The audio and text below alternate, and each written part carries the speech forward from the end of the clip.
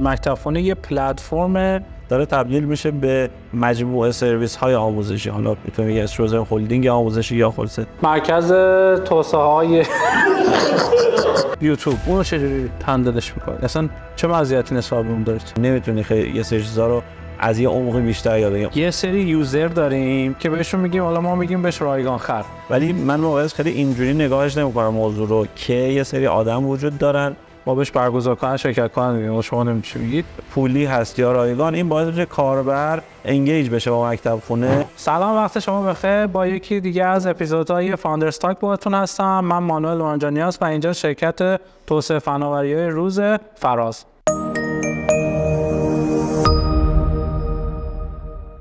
خب سلام علیکم، در خدمت آقا مصطفی حسینی عزیز از مکتب خونه هستیم. خوبی؟ خوشبختم. چه خبر مصطفی جان؟ ممنون. کاربار خوبه؟ بازار خوبه؟ مکتب خونه حالش خوبه؟ آره خدا رو شکر عالی. خب خدا رو شکر، خدا رو شکر. شما از بزرگترین بازیگرای آموزش ایران هستید تو حوزه آموزش آنلاین و خیلی خوشحالم که در خدمتتونم. ما و شما فکر کنم خیلی کمک شایانه میکنه روی اینکه به هر حال آموزش کشور با اون محدودیت‌های جغرافیایی و فیزیکی که وجود داره خیلی آدمای زیادی بتونن به هر حال به آموزش دست اول دست پیدا کنن. این خیلی مهمه به نظر من و یکی از دلایلی که خودم این سمینار رو دوست دارم، حالا مکتب خونم به هر حال قابل احترام هستش، به خاطر همین کار اون مأموریت خیلی مهمی که ما داریم. دمتون گرم، از همین تریبون ازتون ممنونم. خودتون معرفی بکن مصطفی جان و مکتب خونه برای اونایی که نمیشناسن. اولا که مرسی بابت دعوتتون. من مصطفی حسینی هستم، مدیر عامل و کوفاندر مکتب خونه. حالا ببین درست گفتی، واقعیتش اینه که اصلا مکتب خونه رسالتش و علت و چرایی بودنش از جنس همینه که به آدم‌ها، به همه آدم‌ها تو نقاط مختلف کشور، توی شهرهای مناطق محروم، روستاها، توی استانایی که دسترسی ندارن به محتوای با کیفیت، به حالا دروسی که ممکنه داره تو دانشگاه‌های برتری مثلا دانشگاه شریف، دانشگاه تهران اینا ارائه میشه، یا حتی تو محتواهایی که توسط افراد مثلا برتر تو حوزه‌های صنعت، یعنی نه لزوما آکادمیک، حالا میتونه مدل‌های مختلف باشه، چیزایی که داره ارائه میشه و خب خیلی‌ها دسترسی ندارن. چرایی مکتب خونه، رسالت مکتب خونه همینه که بود از روز ابتدا و که به همه دسترسی بده. و خب یه دلیل اینم که مثلا عمده کاری که داره مکتب خونه انجام میده، مثلا بالای 80-90% محتوایی که داره ارائه میکنه رایگانه همینه که از جنس رسالتش همین بوده، عدالت توسعه، عدالت آموزشی بوده و هست. بسیار خیلی ارزشمنده آن کارت. مرسی. عرضم حضور شما که خب پس مکتب خونه یه پلتفرم آموزش آنلاین هستش، آموزش مجازیه که دیگران هم میتونن بیان اونجا مثلا دوره بزنن اینا. درسته. حالا اگه دوست داشته باشید میتونم اینترنتش رو براتون بگم که کجا شکل اصلا چه جوری بود. باید کوتاه اگه باشه. آره، مکتب خونه برمیگرده به سال 90 شروعش و در ابتدا هم یعنی یه کاملا کار نان پروفیت دانشجویی بود. یه تیمی از بچه‌های دانشگاه شریف، خود شریفی هست. آره خودمون بودیم، چند نفر بوده. تیم اولیه یکی از که ایران هم نبودن اون تیم تقریبا اکثر، اصلا اون زمانی که مکتب خونه شکل گرفت، حامد تیم نیروی فنی بود که اون موقع از بچه‌ها بود که اپلای کرده بود رفته بود کانادا بود. محسن بود که اون اپلای کرده بود دانشجو فکر کنم مستر یا پی اچ دی آمریکا بود و تیم اجرایی هم داخل ایران. و کاری که شکل گرفت بود که وبسایت آماده شد و نسخه اول مکتب خونه کلا 3 تا صفحه داشت، یعنی یه هوم پیج داشت، یه صفحه درس، یه صفحه ویدیو. در مورد سال 90 داریم صحبت می‌کنیم که اینترنت ها دایل اپ بود. آره، یعنی اینترنت های چند مگابیت پر سکند اینا نبود، این چند مگا اینا نبود اصلا اون زمانی که مثلا هنوز آپارات هم این آپارات فعلی نبود، یعنی یه تایم دیگه ویدیو استریمینگ اینقدر هنوز زیاد نشده بود. در واقع اون موقع داریم صحبت می‌کنیم. یه ایده شکل گرفت که دروس که تو دانشگاه شریف یه سری درس‌ها رو، حالا موقع واقعیتش از دانشگاه ریاضی هاردی بود، یعنی یه سری درس‌ها قبلا ضبط شده بود، این درس‌ها رو گرفتیم گذاشتیم رو سایت. بعد اتفاقی که افتاد به شکل خیلی عجیبی، خیلی سریع مثلا این یه سری ویو خورد بدون هیچ تبلیغات اینها آدما مثلا گفتن برو فلان درس رو مثلا ریاضی 1 و برو رو مکتب خونه اینا رایگان دیگه، اصلا کلا هیچ درآمدی نبود اینا. یکی دو سال اینجوری گذشت. بعد از مثلا قبل مثلا یه چند ماهی که اینجوری گذشت دیدیم که آدما دارن این درس‌ها رو می‌بینن، محبوبیت داره و کم کم با میگم در واقع یه کار نانپرافیت دانشجویی دارم صحبت میکنم. کم کم اتفاقی که افتاد گفتیم که یه آدم‌های تیم‌های بچه‌های شکل گرفت از دانشگاه که درس فلان استاد ضبط بشه، اون یکی استاد از دانشگاه‌های مختلف. بعضی استادا اومدن کمک کردن، مثلا دوربین خریدن که کلاس‌ها ضبط بشه و رایگان روی سایت قرار بگیره و خب این عملاً شروع یه کاری شد که یه تیم والنتیری که بعداً مثلا تو چند سال به 150 نفر رسید، یعنی افرادی که کمک کردن که دروس مختلف ابتدا در دانشگاه شریف بعدم تو دانشگاه دیگه ضبط بشه و رایگان روی سایت قرار بگیره.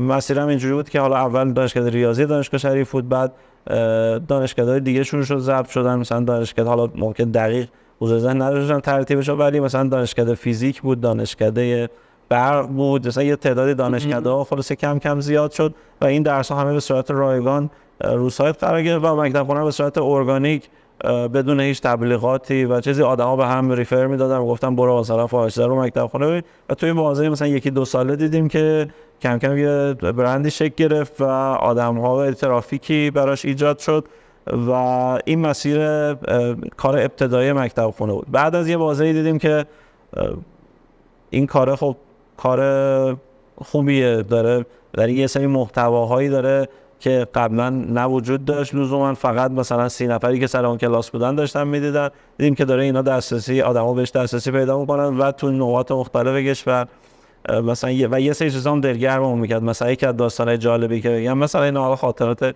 چیزایی که مال همون موقع هاست، مثلا اون سالها در مورد مثلا 90 91 92 صحبت میکنم. مثلا یه دختری بود از کردستان، یادم ایمیل داده بود که من مثلا توی حالا به دلیل چیز فرهنگی که اونجا دارم و خانواده‌ام مثلا پدرم نمیذاشت که من نذاشت که یعنی دانشگاه برم. بعد مثلا من رشته‌ای که دوست داشتم فکر می‌کنم فیزیک، مطمئن نیستم الان، رشته‌ای که دوست داشتم رو دارم همه درس‌ها رو دونه دونه اینجا می‌بینم و عملاً اون مثلا لیسانس که می‌خواستم و درساشو رایگان دیدم به دلیل و اون محدودیتی که داشتم. مثلا شما دست شما درد نکنه از این حرفا. یا مثلا باز مثالی بودش که مثلا یک سربازی بود، یادم فکر کنم توی پادگانی تو سیستان بلوچستان اگر اشتباه نکنم، ایمیل زده بود که آقا دم شما گرم که مثلا ما این ویدیوهای فلان دکتر فلان درس کوانتوم یا چی از فیزیک مثلا ما دانلود کردیم برای بچه‌ها، نشستیم تو پادگان همه با هم نشستیم مثلا دیدیم. یا یه استادی که مثلا فکر کنم تو زابل اگر اشتباه نکنم مثلا ایمیل زده بود که من همون درسی که من باید ارائه بدم رو از دکتر فلانی از دانشگاه شریف ویدیوهاشو دانلود کردم، با بچه‌ها نشستیم، به جای که من درس دادم با بچه‌ها نشستیم ویدیوهای اون استاد دیدیم و بعد هم ایمیل می‌زنیم از اون مثلا سوالی هم داریم از همون استاد می‌پرسیم. یه سری چیزای اینجوری خلاصه اینا انگیزه‌هایی بود که خلاصه کمک کرد. بعد اومدیم گسترش دادیم این همین کار رو به دانشگاه دیگه، یعنی وارد دانشگاه تهران شدیم، دانشگاه امیرکبیر و که تا الان که با هم صاحبانیم تقریبا 15 تا دانشگاه سراسری برتر دروس حالا تو رشته‌های مختلف، طبیعتاً با فنی مهندسی شروع شده، رشته مهندسی بیشتره و حالا تو رشته‌های دیگه ورود کردیم. درسش روی مکتب خونه هست. اتفاقی که افتاد سال 94 95 که شد، مکتب خونه خیلی بزرگ شده بود، یه مجموعه بزرگی بود ولی درآمدی نداشت اونجا و آپریشنش، نگهداری سایت، توسعه‌اش، تولید محتوا، هزینه و فرصت زحمتی که داشت دیگه کاملا یک تیمی رو نیاز داشت. اونجا اتفاقی که افتاد و چیزی بود که شاید روز اول بهش فکر نمی‌شد، یعنی روز اول فکر نمی‌کردیم که اینقدر بزرگ بشه. سال 94 95 جایی بود که تصمیمی گرفته شد که مکتب خونه رو تبدیل به یک بیزنسش بکنیم و وارد و تقریبا کاری رو شروع کردیم که نسخه 2 مکتب خونه اون موقع زده شد.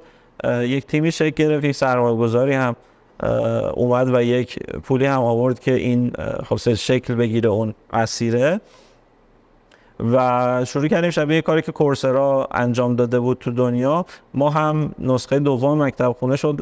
تا قبلش مکتب خونه فقط کورس‌های ویدیویی داشت که خب طبیعتاً کورس‌های ویدیویی عمدتاً دانشگاهی ولی همه رایگان بودن. نسخه دوم مکتب خونه شد، شبیه کورسرا رو خودمون دیولپ کردیم که کورس‌های تعاملی یا مکتب کلاس آره اسمش هم شد مکتب پلاس که در اصطلاح کورس های موک بهش میگن تو دنیا دیگه، بحث تعاملیه. نه تنها ویدیو داره، تمرین داره، پروژه داره، کویز داره، نتیجتا ارزیابی داره و منجر به گواهی نامه میشه. چون با دانشگاه تعامل میکردیم، با دانشگاه شریف و دانشگاه تهران تعامل کردیم. اول دانشگاهی بودن که اومدن رو دوره‌هایی که خودشون مختص مکتب پلاس به صورت تعاملی، نه دوره‌های رایگان قبلی تولید میکردن، گواهی نامه دادن. نتیجتا یکی از افتخاراتمون هستش که مکتبخونه اولین جایی هستیم که دانشگاه شریف گواهینامه آنلاین داده و البته فکر کنم تنها جایی هست که الان دانشگاه شریف داره گواهینامه آنلاین میده. از اول خواستگاهتون از شریف بود و آره تعاملا بیشتر بوده و اتفاقی که افتاد خلاص سال 95 یه مسیر جدید شکل گرفت و عملاً کار بیزنسی مکتبخونه از اونجا شروع شد و حالا مسیری که میشه بیشتر. آره می‌خوایم در مورد صحبت بکنیم. آره میخوام ابتدای داستان زمانی که شما یه تیم شدید، درسته یه تیم کوفاندری بودید که اومدید ایده رو نان پرافیت شروع کرد راه اندازی کردن. الان شرایط چه شکلیه؟ الان کی هست کی نیست؟ اصلا اون شرایط تیم کوفاندری چه شکلی شد؟ چجوری همدیگه رو پیدا کردید؟ شما با هم تعامل کردید؟ آیا اگریمنت خاصی داشتید با هم مثلا رو سهام و این داستان؟ چالش این شکلی داشتید اصلا توی چالش کوفاندری؟ تیم اولیه که گفتن حامد و موسی بچه‌ها همه از طبعا از دل دانشگاه شریف بود و اون خلاص تیم از اونجا شکل گرفته بود. نه خیلی میگم چون شرکتی چیزی نبود، توافق خیلی خاصی اصلا نداشت، چون قرار یعنی چیزی پول نداشت و موقع بحث مالی وجود نداشت. و بعدش ولی خب زمانی که مکتبخونه تبدیل به شرکت شد سال 94 95 رو دارم میگم، اون موقعی که ثبت شرکت شد اولا یک سرمایه‌گذاری اومد که بتونه یه پولی بیاره بتونه شرکت شکل بگیره. بچه‌ها که خب موقع خارج از ایران بودن دیگه کلا اگزییت کردن و اونجا اصلا دیگه یه تیم عملاً جدیدی شکل گرفت برای مکتبخونه. یعنی مثلا سهام فروختن یا چیزی گرفت؟ نه اون موقع از اون که خارج شدن شرکتی که نبود قبلش. آره منظورم اینه که دیگه تو اون این مکتبخونه دو تا فاز داره دیگه. یه فاز 4 سال اولش میشه که نان پرافیت درآمدزایی نداشت، از 94 یا 95 به بعد که میشه شرکت شد و دیگه یه ساختار جدید، دو تا ساختار متفاوت داره. بس فقط خودت سهام داری الان به اضافه سرمایه‌گذارات و یه سری بچه‌هایی که تو تیم جدید شکل گرفتن. تیم جدید هم یعنی یه جورایی مثلا یه جورایی چیزی مثلا سهام تشویقی دادی یا لون دادی یا چجوری شد؟ آره یه سری استاک آپشن داریم که بعد که حتی بوده استاک آپشن بوده که تبدیل به سهام شده الان شد. بچه‌هایی که تو تیم جدید بودن. خب تیم اولیه الان میخوایم مثلا بیا از همون 95 به بعد صحبت کنیم، قبلش اصلا بذاریم کنار، فکر کنم زیاد چیزا متفاوته. آره متفاوت. از 95 که کلا بیزنسی شد، ساختار رو بیزنسی پیدا کرد و اینها. شما به من بگو که 95 که تیمتون اومد سرمایه‌گذارتون چجوری تامین مالی کردید؟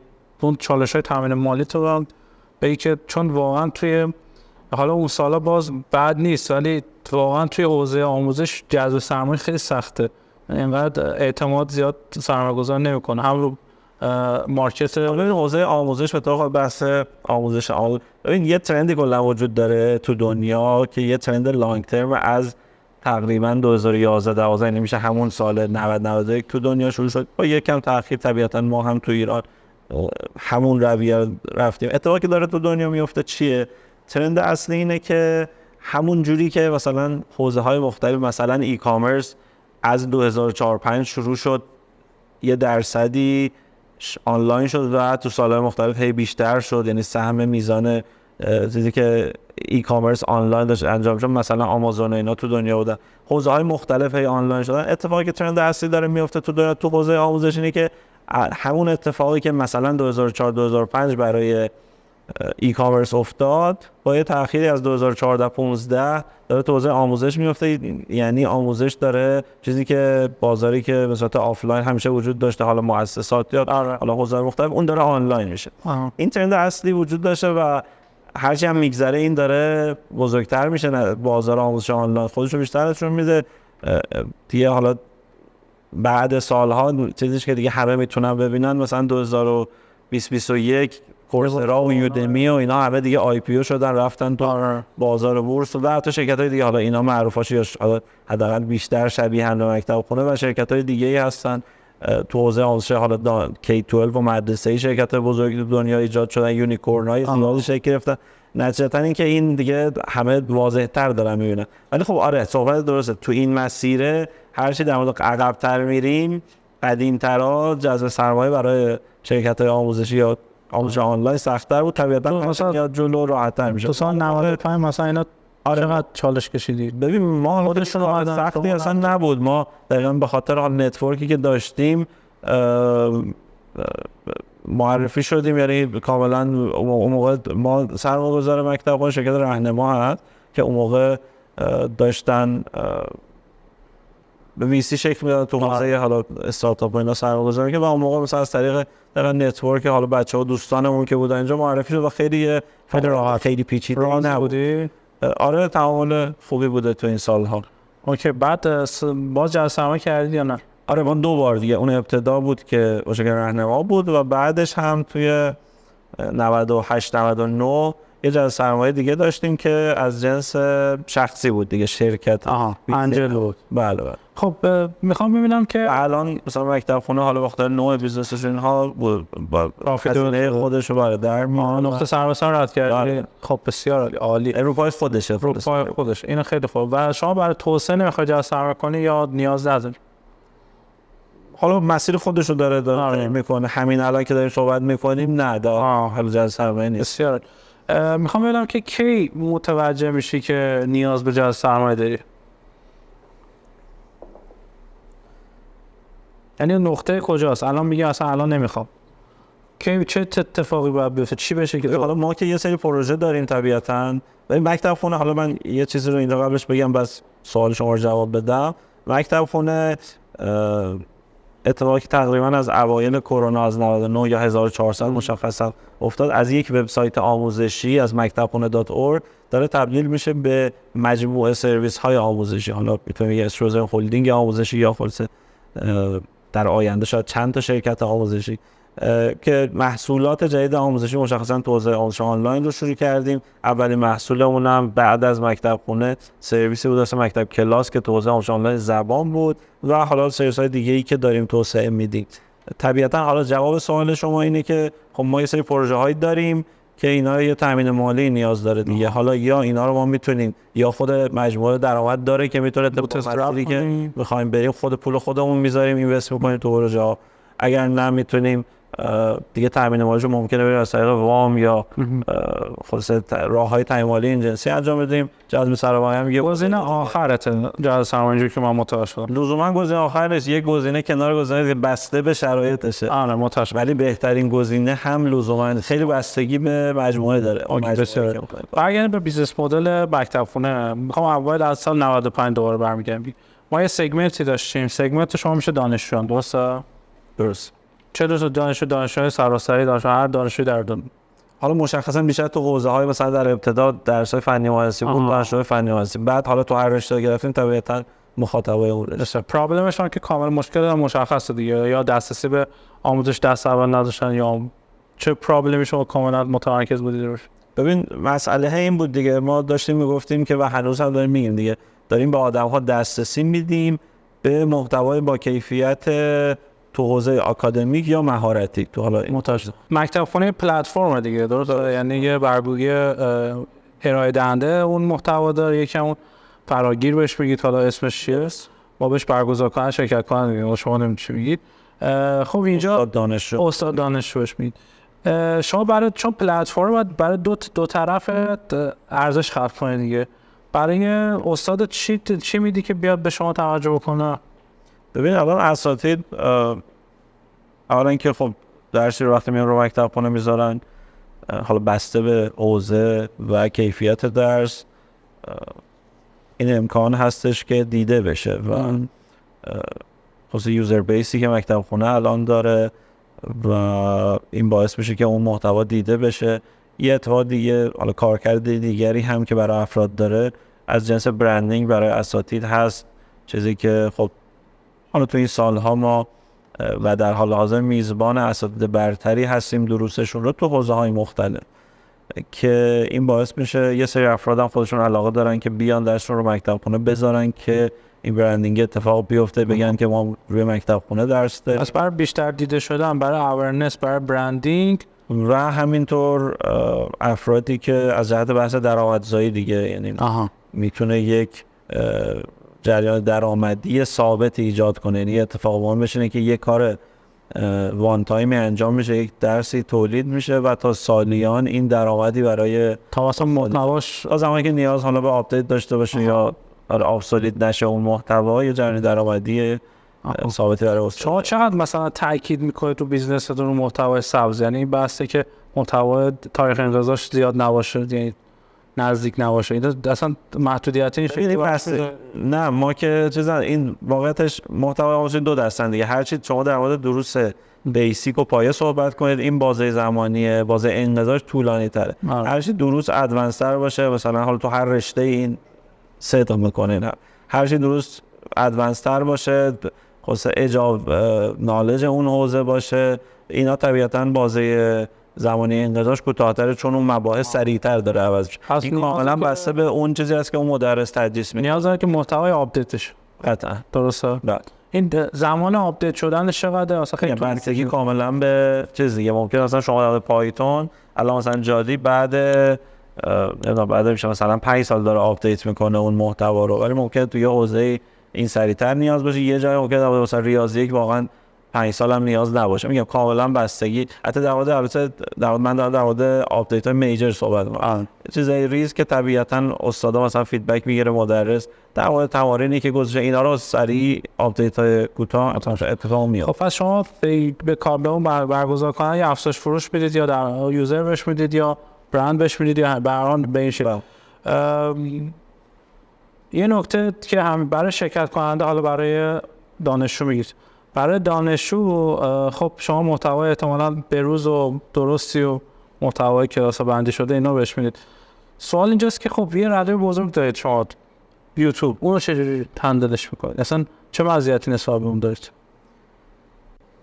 ببین اولی که رو مکتب خونه یه سری محتواهایی هستش که خب روی یوتیوب نیست. شما مثلا درس‌های دانشگاه شریف رو روی یوتیوب نمیتونید ببینید، درس‌های دانشگاه تهران نمیتونید ببینید. این که خب اصل مزیت هستش. خب محتواهایی که رو مکتب خونه وجود داره. دو، خود اون فرایند آموزشی که داره طی میشه. خب یوتیوب فقط ویدیو، قطعاً توی سری حوزه‌ها نیازه رو داره برطرف میکنه که اصلی ترین مرجع حالا آموزشی، یعنی همه دیگه اول اینیم که چیزی رو می‌خوایم میریم یوتیوب سرچ کنیم. خودم روز یه چیزی رو باهاتون اول خودم یوتیوب کردم. مکتب خونه یوتیوب سرچ کنم. منم همینجوریام، یعنی منم دارم اینجا دیتا. آره میخوام بگم قطعاً داره یوتیوب یعنی ویدیو بودنه تا یه جای نیازه رو برطرف کنه، ولی تو همه حوزه‌ها این نیست. شما با یوتیوب نمیتونی برنامه‌نویس بشین، نمیتونی یه سری چیزا رو از یه عمقی بیشتر یاد بگیری. اون فرآیند آموزشی و تعاملی که تو کورس‌ها داره اتفاق میفته عمق بیشتر رو برای، یا اینکه مثلا کاربر افراد مثلا یه اتفاقی که داره میفته، افراد میان یه سری درس‌ها رو پاس کنن که سرتیفیکیتش رو بگیرن که تو رزومه‌شون بذارن، بعد منجر به توی بحث فرآیند اشتغالشون کمک کنه. دوباره اونا همه اینا چیزایی که تو یه پلتفرم مثل یوتیوب که خیلی جنرال، حالا آموزش هم کنار چیزای دیگه هست، طبیعتاً اتفاق میفته. مثلا کورسایی که به گواهینامه‌اش خط مهم میشه براش یا مثلا محتواش هم پیدا میکنه، شما جای خوبی هستی برای. حالا ما که نه دیگه، ببین تو دنیا یوتیوب هم آمریکا کورسرا و ایدیکس و انتفاید دیگه هم، پس این دو تا جای هم دیگه رو قرار نیست بگیرن، اینا قرار مکمل هم دیگه باشن. ممکنه یه جای اورلپ باشه که داره، ولی به صورت کلی بیزنسشو بکنه. اینقدر بیزنس مدل فرق داره که جفت اینا بزرگ شده. درست میفهم. جریان درآمدتون چیه؟ کامیشنه؟ بله، یعنی الان اینجوریه که مدرس میاد درسی رو روی مکتب خونه ارائه میکنه و بعد درآمدش افراد به صورت انفرادی اون درس رو میخرن. این درآمد تقسیم میشه بین پلتفرم مکتب خونه و مدرس. یعنی تقسیم بر 3 میشه؟ نه، تقسیم 2 دیگه. تقسیم 2 مکتب خونه و مدرس میشه. حتی یه سری رولای دیگه وجود داره، حالا خیلی دیتیل، مثلا درس‌ها منتور دارن، حالا منتور خیلی جزئی دیگه وارد جزئیات داره. ولی اینجا میخوام این قسمت اینجوری ازت بپرسم، چطور به این نتیجه رسیدی که چند درصد کارمزد بگیرن؟ چند درصد کارمزد میگیری؟ الان مدل 70-30 هستش، 30% از کجا اومد داره، 70% سمت مکتب خونه. این از بنچمارک خارجیش بود، یعنی خارجی هم همینه. حالا یه کوچولو ممکنه بالا پایین باشه. البته چیز اصلی که ما داریم واقعیتش اینه که مدل اصلی این هستش که ما میگیم که از کورس مدرس میزبانی میکنیم به صورت رایگان. یعنی چی؟ یعنی میگیم مثلا شما مانوئل بیا شما درس تو بذار روی مکتب خونه، کاربرش هم خودت بیار، ما هاست میکنیم این رو رایگان. حالا از کجا میفهمیم کاربرش رو خودت آوردی؟ یا مثلا با لینک افیلیتی که شما میای یا با کدی که شما ما اونجا میگیم رایگان. ولی میگیم اگر شما دوست داری، یا مثلا حتی این در واقع سازمانان ما خب یه سرویس سازمانی داریم که البته جدیداً ورود کردیم بهش، بعد تو سازمان اتفاق میفته. میگیم شما مثلا دوره هایی که دارید برای آموزش سازمانی دوباره اونو میتونی بذاری رو مکتب هاست کنی برای فقط پرسنل خودت، دیگران هم نبینن، ما رایگان رو هاست میکنیم. ولی اگر جایی مدرس میخواد که از یوزربیس ما هم بریم بفروشیم درسو، میگیم خب اونجا بابت فروشش به این شکل هست که اینم بنچمارک خارجی و عرف این صنعت اینه، سایت‌های دیگه چه ایرانی چه خارجی هم هست. فقط درآمدتون روی این کامیشنی که خودتون اطلاع رسانی میکنید برای اونجایی که ما میفروشیم روی یوزر بیس مکتب. یعنی مثلا من میام یا تیک میذارم یا درخواست میدم که آقا شما مثلا میگم من میخوام درسون بفروشم، شما بفروش، هر چی فروختی 30% برای خودت. بله اینجوریه. حتی برعکسه 70% سمت پلتفرم، 30% برای مدرس. نه بابا جنگ اینجوری که 70 زیاد نیست، صداش در نمیاد درگذار کننده. عرف این صنعت اینه، یعنی الان یودمی هم شما برید درس بذاری همینه باز. یعنی حتی برگزار شاکی نمیشه. ما مثلا اینور 50% ازش میگیریم چون همکاری در فروش. یه نکته ظریفی داره دیگه. نکتهش اینه که اولا که ممکنه خب هر کسی اوکی نباشه با این مدل، ولی نکته ظریفش اینه که یه کار وان تایم استاد داره انجام میده دیگه. یعنی توی مثلا وبینار اینجوریه که هر مثلا 1-2 ساعت یه تایم جدیدی باید استاد بده. اینجا یه کار وان تایمه و عرفی که شکل گرفته. واقعیتش هم اینه که احتمالا، حالا من اینجوری تعبیرش میکنم، احتمالا اگر مثلا این ساختار اینجوری نبود، نه مکتب خونه احتمالا وجود داره نه سایت های دیگه، چون تو این حالت سر به سر شده. نکتهش اینه که مثلا سایت ها، حالا میگم چه خارجی ها مثلا در مورد کورسرای داری صحبت میکنه که الان تو بورسن، صورت مالیاشون اینا هست، چه در مورد مکتب خونه اینا شرکت های درسته که داره هزینه خودش در میاره، ولی شرکت سوددهی نیست به اون معنا که از اینجا داره پولی رو خارج میکنه، داره هزینه خودش رو در میاره که توسعه بده این سرویس رو و بتونه خاصه بقاش رو ادامه بده. متوجه. KPI یا کیمتریکی که شما میذارید تو بیزنس مدلتون، ما قسمت داریم کیمتریک دیگه. این کیمتریک چی باشه میگیم واو مثلا موفقیت مکتب خونه روی اینه؟ مثلا دو تا سایت داره درآمد. آره 2 تا سایت داره دیگه. ساید KPI های ما ساید تولید محتوا و سابلایر اساتید هست که از جنس تعداد استاد جدید، حجم محتوایی که تعداد درسایی که داره میاد و چیزای اینجوری شبیه مثلا تعداد وبیناری که شما برگزار، یعنی تعداد وبیناری که تعریف دیلی وبینار مثلا دیلی اکتیو وبینار مثلا میشه شاخصی. حالا ما اینجا چون یه درس رو مکتب میمونه طبیعتا اون مثلا اینکه تو این ماه KPI اصلی اینه که تو این ماه چند تا درس جدید تعریف شد، حالا چه توسط استاد جدید چه ممکنه توسط استادای قبلی. یک KPI اون ساید سابلای سایدش، یک KPI ساید یعنی یک مجموعه دست KPI ساید مهمترینش کدوم؟ مثلا این که هر درس به طور متوسط چند نفر، حالا چه تعدادی چه ریالی دارن تو حالا ماه، مثلا حالا تو هر بازی تو ماه دارن مثلا یه درس رو میبینن. متوسط چیز یا متوسط یا میانه. حالا بعد نسبت کک و CLV تون چطوریه تو مکتب خونه؟ یعنی چند برابره مثلا CLV تون قاعدتا بعد، یعنی تو چه شرایطی؟ یعنی اول قاعدتا خب کمه، مثلا شما ککت بیشتر میشه CLV کمتر میشه طبیعتا. حالا این نسبت جوری هستش که چندین برابر هست که داره. مثلا ما میگیم مثلا 3 برابر باشه منطقی و خوبه، شما 3 برابر اینجوری.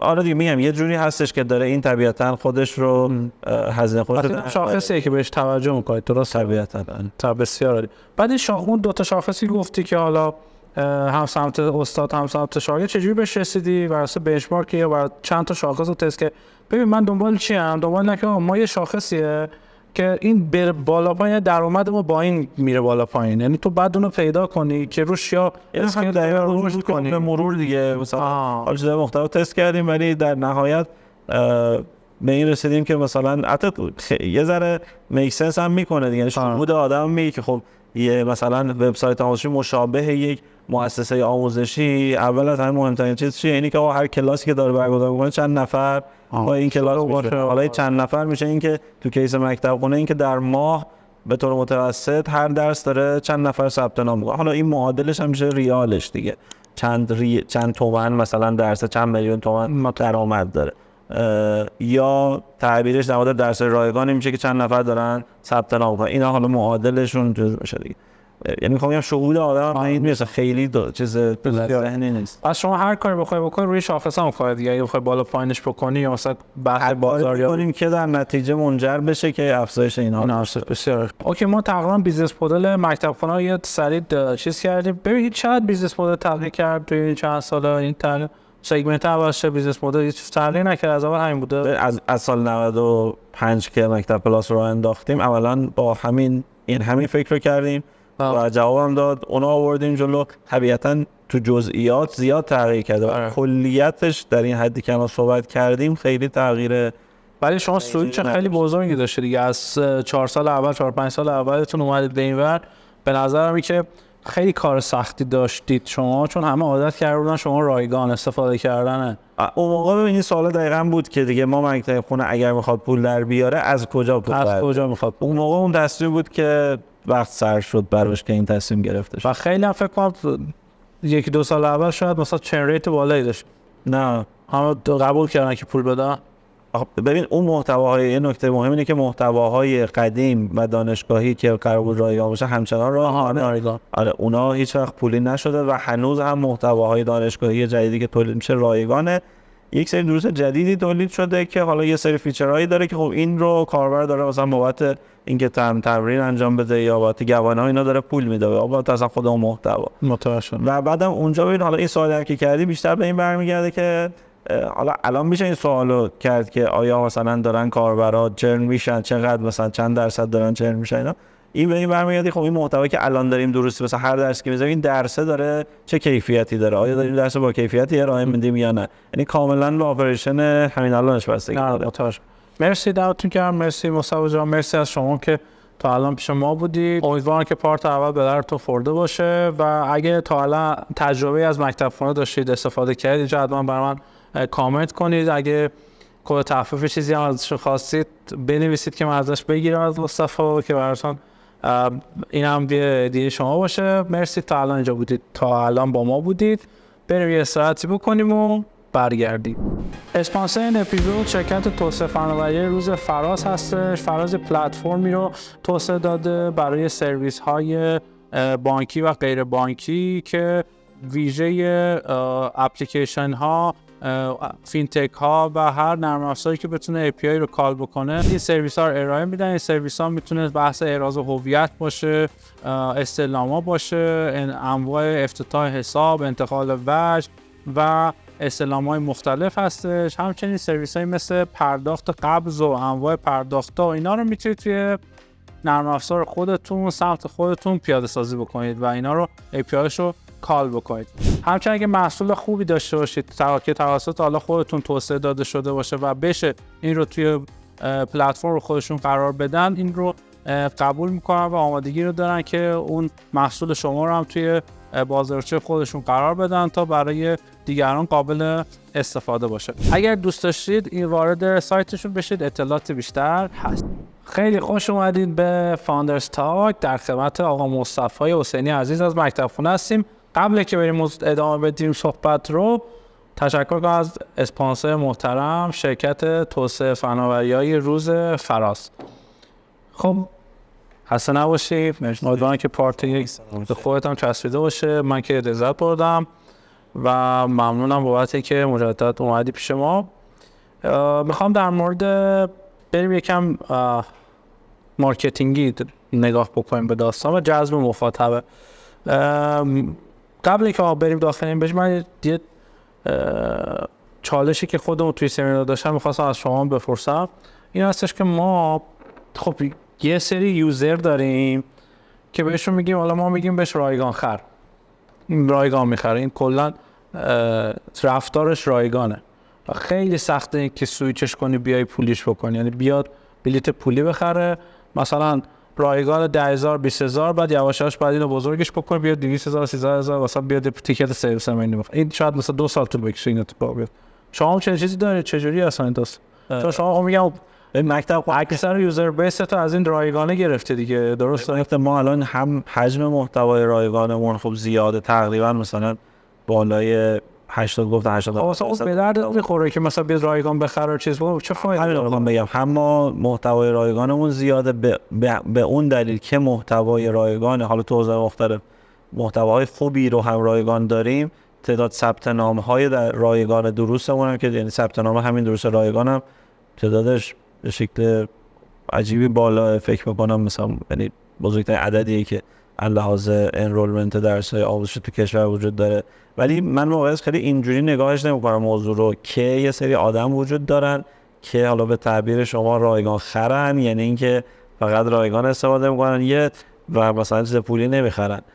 از نظر من یه نموداریه، یه طیفیه که خب شما هر چی که نمیخرن میگم خیلی سخت میخرن. آره من اینو یه نمودار میبینم که یه محورش قیمته و یه محورش تعداد آدماسیه. هر چی قیمت میره بالا برای هر محصولی که حالا میتونه دوره آموزشی باشه یا وبینار باشه یا هر چیز دیگه، هر چی قیمت میره بالا خب تعداد آدم کمتری استفاده کنن و هر چی قیمت میاد پایین تعداد آدم بیشتری.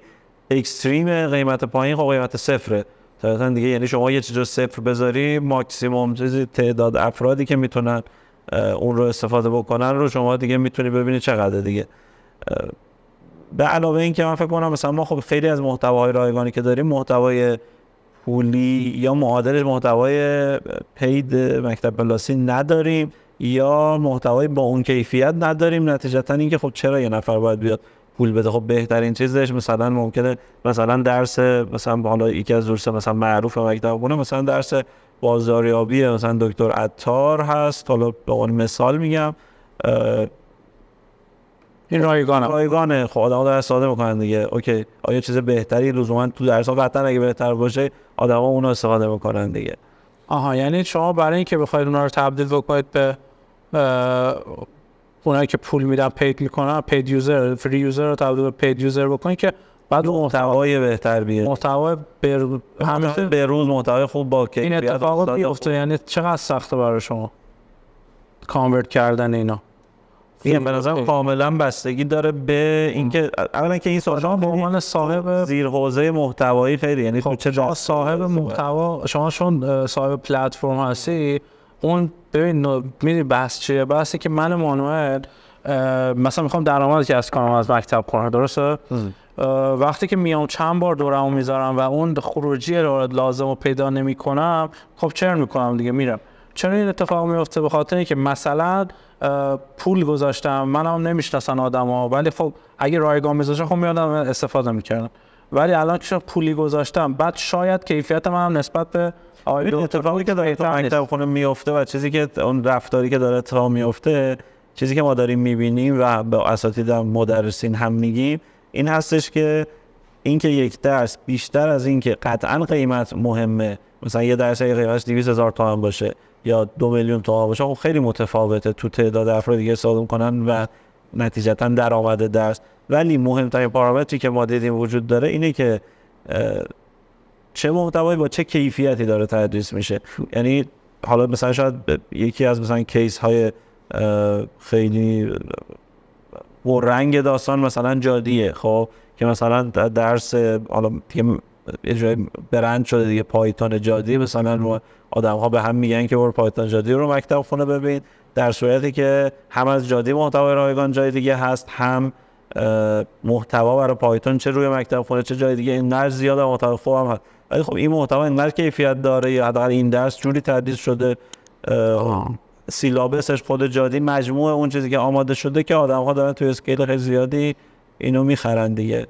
من میفهمم. بعد بحث اینجاست که خب تو پس اگر تعداد اساتید دارم کم باشه ولی با کیفیت باشه خوشحالی. ما پلتفرمی ایجاد کردیم که هر کسی الان میتونه بیاد درس بذاره، ولی خب اون دیگه به حال دیگه. آره خیلی بستگی به خود استاد. یعنی شما رو تعداد استاد زیاد KPI نداری، یعنی زیاد طبیعتا ما دوست داریم هر چه استاد بیشتری رو مکتب خونه باشه، ولی اینکه اون درس آیا موفق میشه یا نه تو درسش مانیتایز بکنی دیگه. خب وقتی خوب نباشه اون نمیتونی مانیتایز کنی، درسته؟ پس دنبال شاخص زیاد نیست که زیاد باشن، یک کمیت ما دنبال مانتایز کردن نیستیم، یه ذره ادبیات متفاوته. ما دنبال ارائه محتوا در حوزه‌های مختلف به تعداد زیاد به کاربر هستیم. کاربر خودش انتخاب میکنه. یعنی ما هدفمون هستش که به شما چی میرسه؟ مثلا 90% رایگان داری، خب به تو چی میرسه؟ ببین حالا همین سوال دو جنبه داره. واقعیتش میگم مکتب خونه یه ذره شاید مثلا با یه بیزنس مثلا فروشگاه متفاوته. چرا؟ چون جنبه حداقل من این حرف رو میزنم چون جنبه عدالت آموزشی پررنگه. یعنی همین که ما خوشحال میشیم چون ماموریتت اینه که عدالت آموزشی یعنی یه جنبه غیر بیزنسی داره که عدالت آموزشیه. نتیجتا ما خوشحالیم که یه تعداد ثبت نام بسیار بالایی که این عدد بالای میلیونه در سال داریم توی دروس رایگان.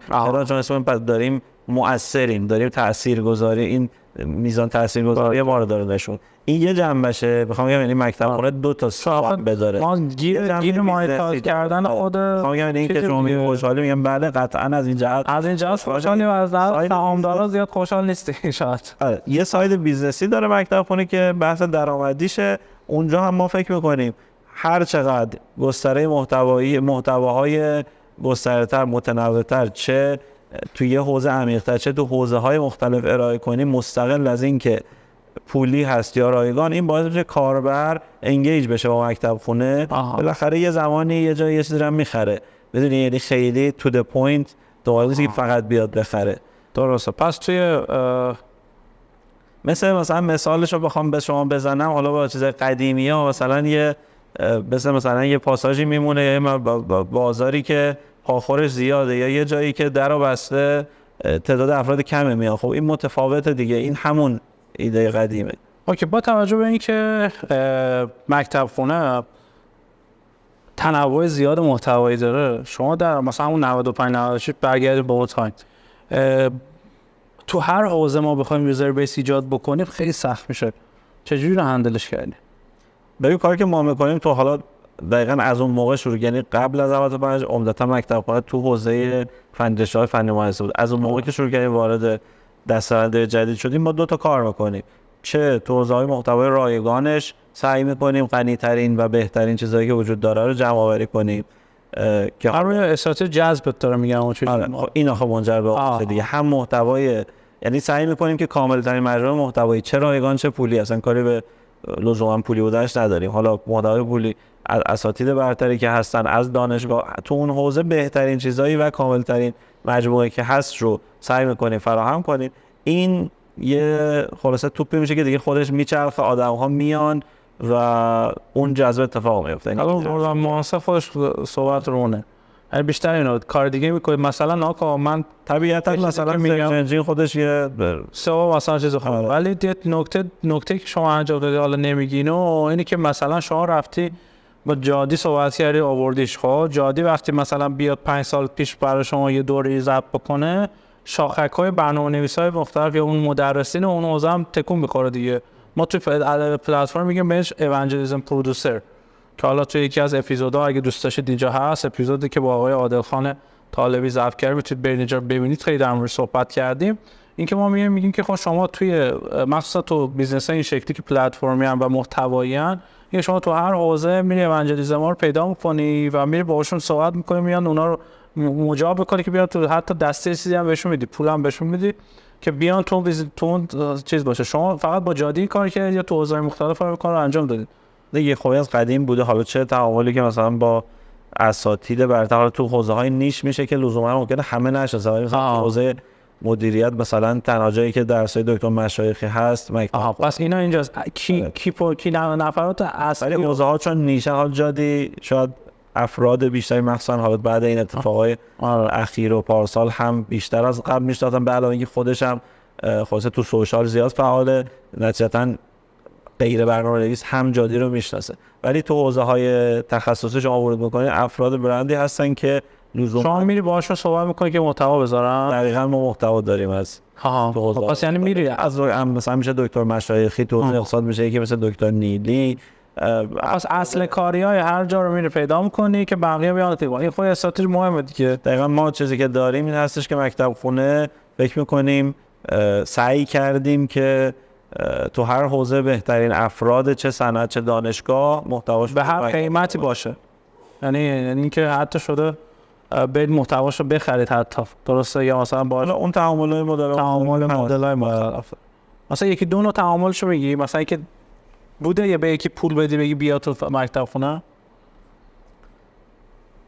حالا نمیخواد اسم ببری میگه بوده اصلا، یا نه مثلا گفتی آقا من اصلا کارمزد اصلا نمیگیرم صفر؟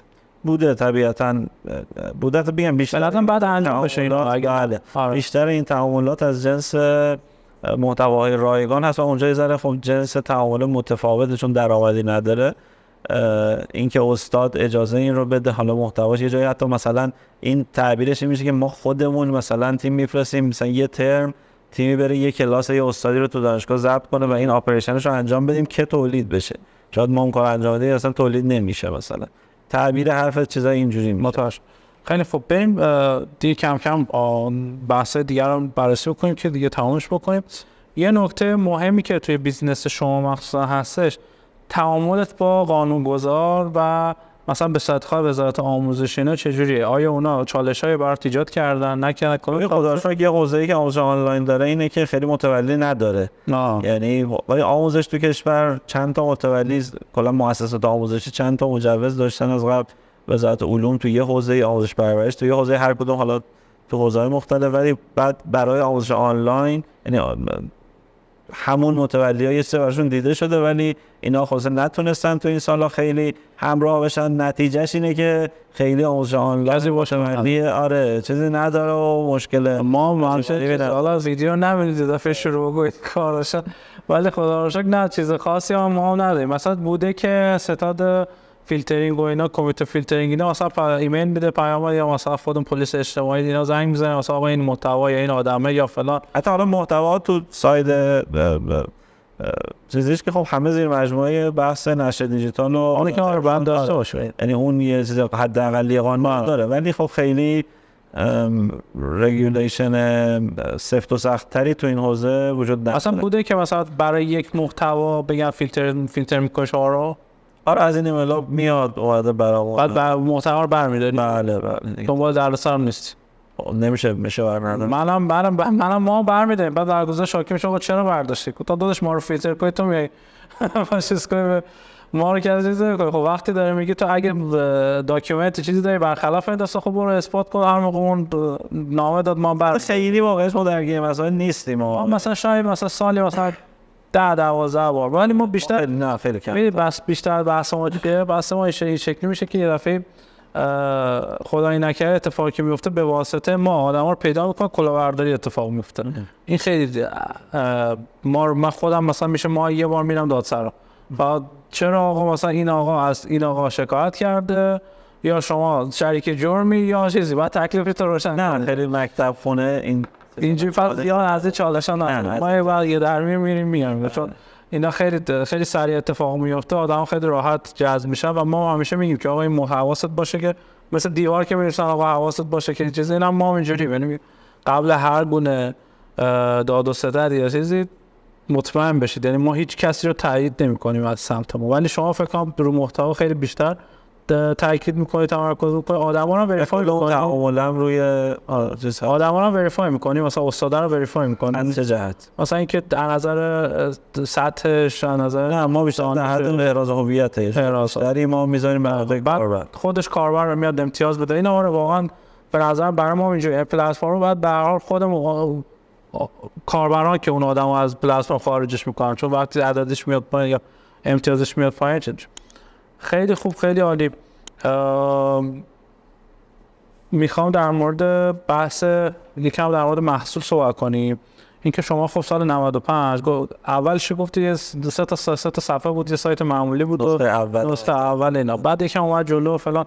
الان من احساس کردم توی بازی سایت رو عوض کرد، کلا سایت عوض شد یا نشد؟ همینه از قبلا از این نسخه‌ای که هست الان داره سایت یه نسخه جدیدی از سایت داره میاد. این خودش این اتفاق نکته حواست باشه. ما خودم الان یه دونه سمینار کامل تو کاردم دارم. این نقطه گذار از محصول الانت با اون محصولی که احتمالاً خیلی روش مارکت ریسرچ کردی و ریسرچ کردی و یوزر ریسرچ کردی، کاملا ایسته به نظر خوب میاد.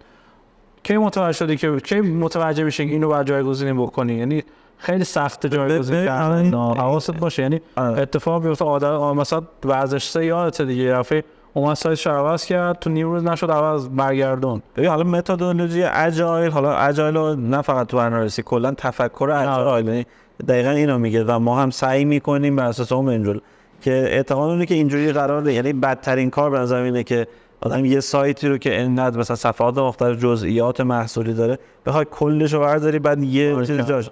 ما کاری که می‌کنیم ریز به ریز صفحه به صفحه بریم جلو، بعد یه نقطه‌ای میرسه که شما می‌بینید کل سایت عوض. ولی تو اون جزئی یعنی برای همین هیچ برگشته مثلا بزرگی قرار نیست وجود داشته باشه. مثل اینستاگرام. الان مثلا ما الان همین چند هفته گذشته صفحه درس الان یه نسخه جدید خورده که خب این تست شده بود، مثلا دیده بودیم که مثلا کاور ریتش بهتره، اون صفحه مثلا بهتر پرفورم میکنه از پارت به پارت ماژولار ریز به ریز. آره بهترین کار بخش اومده تغییر جزء بشه پارت. این خیلی نکته مهمه، این که تو کلا سایت و آشو کجاش عوض نکنی چیزی، این خیلی ریسکش بالاست. یعنی ما اصلا انقدر ریسکش بالا ترسیدیم بیخیال شد. یعنی اشتباهی که ما هم داریم این کار انجام بدیم، یواش یواش داریم به این سمت بریم که مورد به مورد بخش به بخش اینو آپدیتش بکنید، درستش بکنید. و دقیقاً بهترین کار اینم نکته‌ای که توسعه محصول بچه‌ها حتما بهش باید توجه بکنید. یه چیز تفکر اجایل دیگه. چون تفکر اجایل تو هر کاری میتونی داشته باشی، لزوما اصلا ربطی به برنامه‌نویسی نداره دیگه. اینکه آقا شما خورد یه کاری لازم نیست یه خاصه یه چیز بزرگ برداری، کار کوچیکی رو انجام بده، ببین تاثیرش، اوکی اگه بد بود برگرد اصلاحش کن، دوباره برو جلو و بعد باشه سریع تون گام‌های کوچیک برمی‌داره. دقیقاً. بسیار بسیار. به عنوان سوال آخر می‌خوام در مورد منابع انسانی و ساختار تیم با هم صحبت بکنیم. شما چند نفرید؟ ما تقریباً 60 نفر. 60 نفر چیزش ترکیبش چه شکلیه؟ مثلا چند درصد اپریشن به صورت تقریبا شاید مساوی اپریشن، فنی محصول و مارکتینگ. خب غالب نیست هیچ کدومش. الان یعنی بیزنس 60 نفر رو قبول میکنه؟ به نظرت بهینش 60 نفره برای بیزنس مثل شما؟ حالا طبیعتا جای رشد داره دیگه. الان با چیزی یعنی بیشتر باید بشه، میتونه رشد کنه دیگه. الان داره با اون کار میکنه دیگه با پروژه‌ای که داره. یعنی تو من خودم این تفکری که دارم لزوما فکر نمی‌کنم که و تجربهش هم کردیم ما توی بازه مثلا ابتدای کرونا کار که مثلا حالا خیلی زیاد شد و هم مثلا چند برابر شد ریکوست هایی که بود حالا سمت کاربرا اساتید، بعد متوسط خودمون هم می‌خواستیم گسترش بدیم، یهو خیلی زیاد شدیم. بعد لزوما ولی وقتی میریم نگاه میکنیم لزوما اون تعداد آدمای زیاد منجر به خروجی بیشتر، بهره‌وری بیشتر نمیشه. دقیقاً. اون میتونه مثلا با تعداد کم، یعنی مثلا حالتی وجود داره که به جای اینکه 10 نفر بیان ممکنه 5 نفر، مثلا یه تیم 5 نفره بتونه اگر یه سری چیزا اتفاق بیفته بنظر خروجی حتی 10 نفر رو داشته باشه. یعنی یه تیم 5 نفره خروجیش بیشتر از یه تیم 10 نفره باشه اگر یک سری اتفاقا بیفته. من احساس میکنم که مثلا تو عدد 60 نفر مثلا من حالا مثال این سمینار بزنم که ما مثلا سال 98 8 نفر بودیم، با کرونا شدیم 42 نفر. یعنی خیلی یه دفعه رشد عجیبی پیدا کردیم این شکلی. بعد واقعا اینقدر سخت بود چون مشکلش چی بود؟ غنای شغلی نداشت، یعنی عمق نداشت اون شغلا. مثلا تو برای هر کار کردی اومدی یه شغل ایجاد کردی، مثلا برای سوشال ایکس شما برای هر کار کردی اومدی یه شغل ایجاد کردی و اون شغل چون عمق نداشت اون آدم اکثر مواقع خب بهره‌وری کافی نداشت، تو فقط تعداد زیادی داشته بدونی که بتونی کارا رو درست انجام بدی. اومدیم اینو کردیم 35 نفر، بعد توی بازی الان شده مثلا 20 نفر. میخوام بگم که واقعا 60 نفر همشون عمق دارن، یعنی کامل عمق عمیق شغلاشون، یعنی قناعت شغلی دارن. چون رو مکتب خونه انقدر سریع ما یه هویج زواج همیشه به مرور این اضافه شده. سعی کردیم دقیقاً اچ آر و منابع انسانی هم باهاش بیاد. حالا اون چیزی که شما میگه اون ترجمه من از حرف شما میشه که اون عمق دقیقاً اینه که زیر ساختای منابع انسانیش فراهم هست یا نه دیگه. اون تعریف شغل ساختاره دقیقاً تمام نیاز مسیر توسعه شغلیه انجام شده که یه نفر الان اومده اینجا نشسته یا نه. چون این به مرور بوده طبیعتاً اچ آر مجموعه هم، یعنی یه اچ آری شکل گرفته، یه تیم اچ آری داریم که مثلا تقریبا 4 نفر مثلا دارن اینا رو واسه زیر ساختاش فراهم شده. برای همین الان جوابم به این سوال اینه که بله در حال حاضر حالا خودمونی اگه همینجوری دوستانه با هم صحبت کنیم فکر کنم زیاد نیست 60 نفر خودمونی. نه مثلا شما اگه جمع جورش کنید با 20 نفر 30 نفر جمع نمیشه. ببین کاری که الان مکتب خونه داره نه شاید آپریشنش 50% آپریشنه. آپریشن میگم هم ساید مارکتینگ هم ساید آپریشن فنی برای که ما محصولات جدیدی هم داریم. پس به خاطر محصول جدید خود مکتبه یا مکتب پلاس شاید با تعداد کمتری جمع بشه. میتونه میگم طبیعتا توانایی تیمی که با چند نفر بتونه خروجی بگیره مهم اینجا در این خروجی است. آره شما ممکنه بگی یه تیم بتونه با 30 نفر خروجی رو بگیره، ممکنه با 60 نفر یه تیم بیاد با 100 نفر خروجی بگیره. منظور اینه که توانایی اون عدد مهم نیست. مثلا 60 من 20 شما نه خروجی نظر مهمه. یعنی شاید مثلا 20 نفر به هم اندازه داره کنه، 60 نفر به هم اندازه کنه. یعنی مهم اینه که بی‌رویه این داستان زیاد نشه و با یه استراتژی منابع انسانی درست این اتفاق بیفته. یعنی چون خیلی مهم میشه، چون من واقعا تجربه خیلی خوبی نداشتم برای این، به خاطر همین میگم که ان شاءالله که حتما، چون خودت هم تیم منابع انسانی داری اونم خیلی نکته خوبیه. ولی این تیم منابع انسانی از کی شکل گرفت اینم خیلی باحال بود. این تیم منابع انسانی فکر نمی‌کنم زیاد استارتاپی داشته باشه، تیم منابع انسانی داشته باشه. ما از مثلا 97 تقریبا 2 سال بعد از نیازش هست. تیکه تیکه بود دیگه. یعنی ابتدا که خب حتی معمولا همه شرکت‌ها اینن دیگه، اولش منابع انسانیشون فقط ریکروتمنت، یعنی کار جذب انجام میده. بعد مثلا بزرگتر میشه. وقتی ما قبلش اینجوری که فقط اداری داشتیم، بعد مثلا جذب بهش اضافه شد، بعد یه جا جذب زیادتر شد، مثلا 2 تا شد جذب، بعد وارد حالا فانکشن‌های دیگه شدیم از جنس حالا دقیقاً همین تعریف شغلی. یا نمیدونم بحث‌های دیگه شغل و تعریف شغل. نه بحث‌های این که خب حالا این 50-60 نفری که دارن کار میکنن الان اصلا راضی هستن نیستن، خاصه بعد که کارهای جدید تو اچ آر تعریف شد، این به مرور بزرگ شد دیگه. بسیار خیلی خوب خیلی خوب. شما مشکلی با اعلام مالیات نداره برای اینکه بگی آقا این درآمد من نیست یا درآمد منه؟ یعنی اینکه متوجه میشن که 70% برای تو 30% برای اوناست، یعنی این کامل با مالیات شما مشکلی نداری؟ نه خیلی نکته خاصی نداره. قشنگ تونستید توی این چند ساله متوجهشون بکنی که این اتفاق افتاد. آره اوکی خیلی. یعنی چالش این شکلی نداره. مالیات که حالا کلا مدل مالیات اینه که آخرش الان آخرش ظریف یا حالا اینا که ولش کن یه ظریف درآمد یه پولی بگیری. دقیقاً. یعنی با هر چقدر شفاف باشه داستان تهش هم میگه باشه تو خوبی، حالا این درصد این چی تازه میرن اون درصد چند درصد تو کل کشور هست. اونم خوب علتش اینه که شما مثلا 30,000 تا چیز داری، چی میگن ممیز مالیاتی داری و نمیدونم چند میلیون، مثلا حداقل 5 میلیون 5 میلیون معدی مالیاتی. شما اینو بعد تقسیم میکنین، مثلا شما میبینی هر ممیز باید در روز مثلا 5 تا شرکت رو رسیدگی کنه. مثلا نمیشه تهش اینه که بیا ولش کنین، بیا آخرش مشکل اونه که حالا اینه اون ولی خب چون برای همه هم در نظر نگرفت. ماشاءالله عدد خوبی هم میگیرن همیشه، درصد چند درصد. خب بسیار عالی، مرسی. نکته چیزی بوده که نگفته باشی که به درد مخاطبای ما بخوره که یه مسیر یه چراغی رو براشون روشن بکنه؟ یعنی بزرگترین چالش، اول اینجوری بپرسم، بزرگترین چالشی که تو این چند سال داشتی چی بوده؟ چجوری حلش کردی؟ شاید به نظرم حالا چالش رشد که همیشه هست، یعنی ما الان هم وارد حوزه‌های جدید که شدیم اون چالش رو داریم، ولی حالا یه ذره سواله اگه جنس کلیشه‌ای بخوام یه دونه‌شو مثلا بگم، کلیشه نگو اصلا.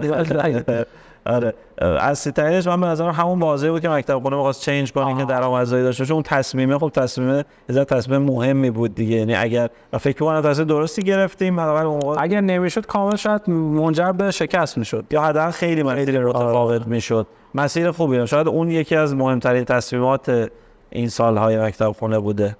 بسیار بسیار خیلی ممنونم ازت. با عنوان نقطه خاص عطف مکتب منم به نظرم مهم بوده، یعنی اینکه شما از رایگان کامل اومدید پول رو پیداش کردی خیلی مهم. دعوت میگم به عنوان جمله پایانی، نکته پایانی چیزی داری؟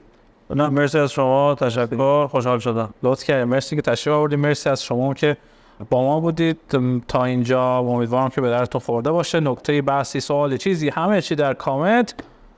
سابسکرایب که نمی‌کنید دیگه نکنید، چیکارتون کنم. مرسی ازتون. و در آخرم از شرکت توسعه فناوری‌های روز فراز خیلی ممنونم. دمتون گرم. فعلا